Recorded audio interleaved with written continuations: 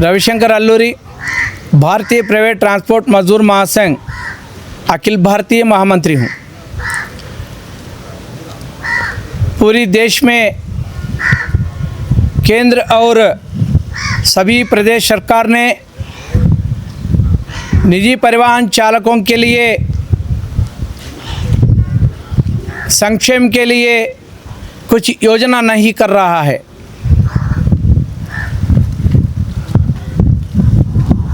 लगभग पूरे देश में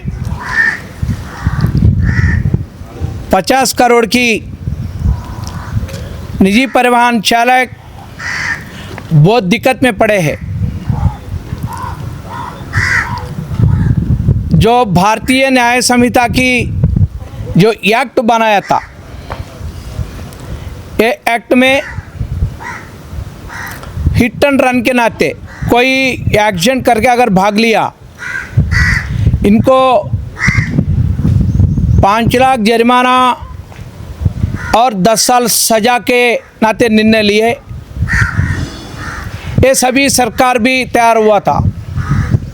भारतीय प्राइवेट ट्रांसपोर्ट मजदूर महासंघ इसका विरोधी के नाते पिछले साल पूरी देश भर ऑयल टैंकर को लेके बहुत आंदोलन किया है।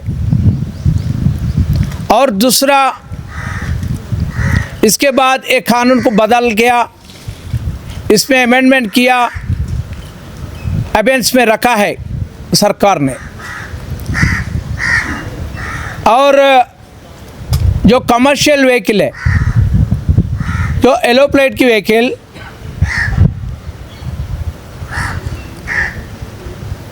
इस देश में जो ट्रांसपोर्ट चलाते हैं, इसके देश को चलाते हैं, ये व्हीकल को 4 साल की पहले 50 गुना इंश्योरेंस बढ़ाए हैं। ये इंश्योरेंस कंपनियां हैं, पैसा लूटते हैं, लेकिन इसका बेनिफिट किसको भी नहीं दे रहे हैं।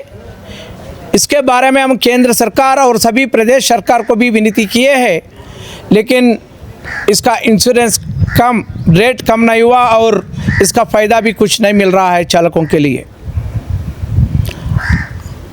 हज़ार करोड़ों लाखों करोड़ रुपए केंद्र और प्रदेश सरकार को ये निजी परिवहन की क्षेत्र के माध्यम से मिलता है, लेकिन इसमें 1% भी निजी परिवहन मजदूर और चालकों के लिए वेलफेयर के लिए संक्षेम के लिए कुछ खर्च भी नहीं करता है।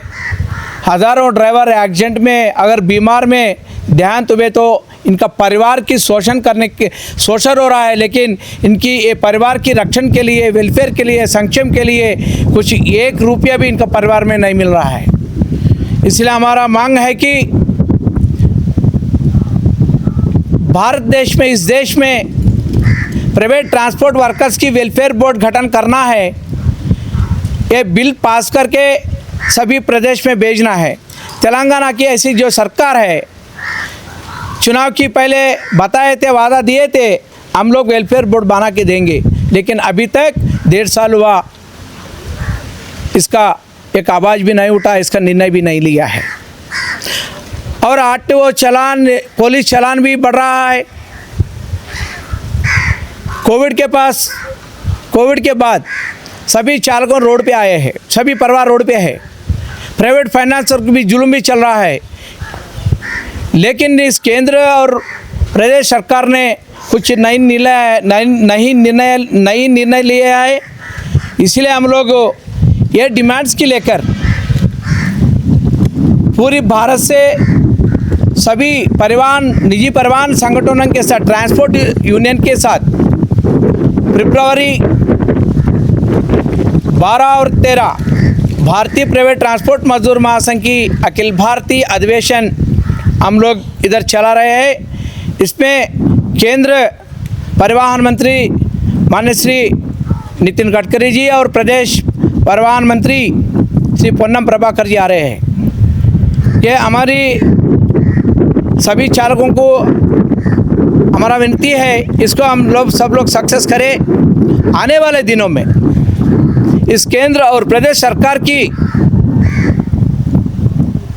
माध्यम से हम लोग अपना वेलफेयर लेंगे और चालान की रेट कम करें, और इसके लिए अपन आगे बढ़ के बहुत बड़ा आंदोलन भी करना होगा और चलो दिल्ली भी जाना होगा।